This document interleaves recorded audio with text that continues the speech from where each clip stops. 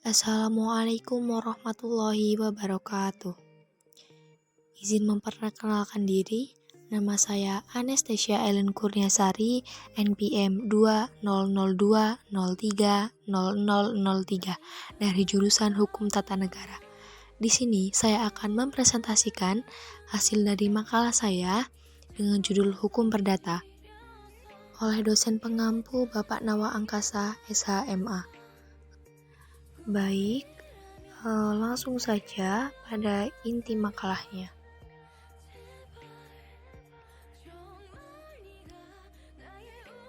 Definisi hukum perdata nasional. Hukum perdata merupakan semua hukum privat material berupa segala hukum pokok mengatur kepentingan perseorangan. Hukum perdata dikenal sebagai ketentuan yang mengatur hak dan kewajiban individu dengan badan hukum. Hukum diartikan sebagai seperangkat kaidah, sementara perdata adalah pengaturan hak benda dengan hak kaitannya antara individu maupun badan hukum atas dasar logika. Untuk pertama kalinya, istilah hukum perdata dikenal Indonesia dalam bahasa Belanda, yakni Burgerlijk Recht. Sumber hukum perdata dikodifikasikan dikenal dengan Burgerlijk Wetboek dan di ahli bahasa menjadi Kitab Undang-Undang Hukum Perdata atau biasa disebut dengan KUHP.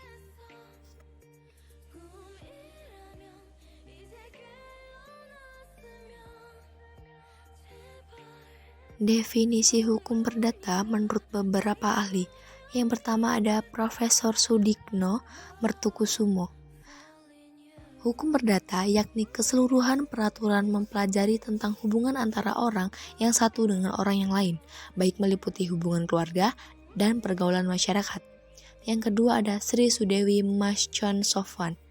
Hukum perdata diartikan sebagai hukum yang mengatur kepentingan warga negara, perseorangan yang satu, dan perseorangan lainnya.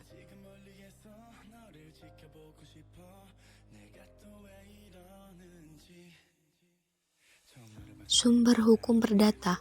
Secara harfiah, sumber hukum perdata terbagi menjadi dua, yaitu sumber hukum perdata tertulis dan tidak tertulis, atau berupa kebiasaan.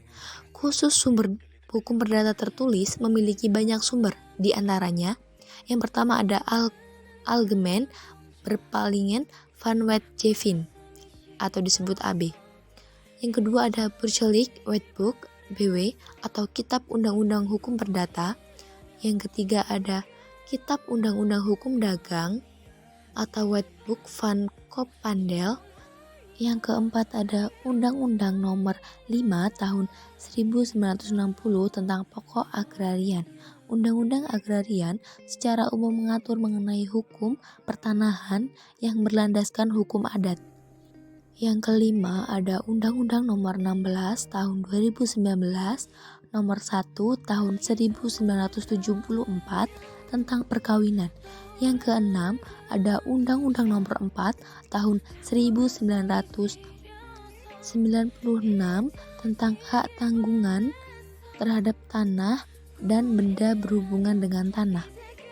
Yang ketujuh ada Undang-Undang Nomor 24 Tahun 2004 tentang jaminan fidusia. Yang kedelapan ada Undang-Undang Nomor 24 Tahun 2004 tentang lembaga jaminan simpanan.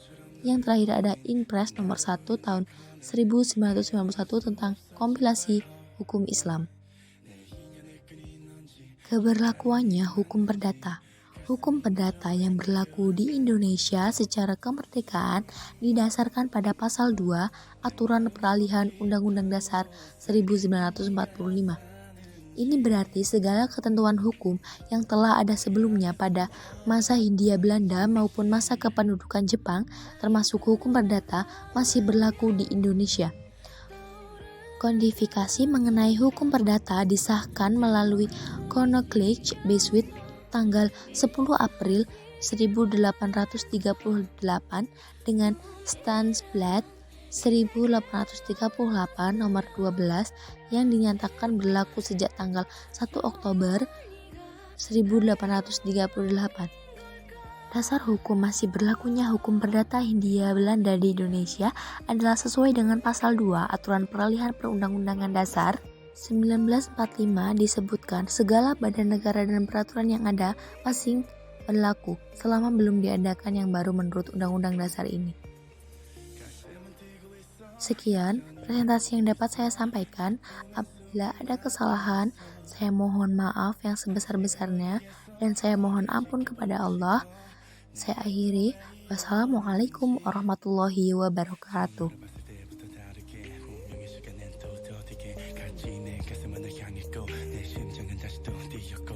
꺼져버리던 희미한 불빛 너로 인해 다시 타오르는 눈빛 마치 오래전부터 널 사랑한 것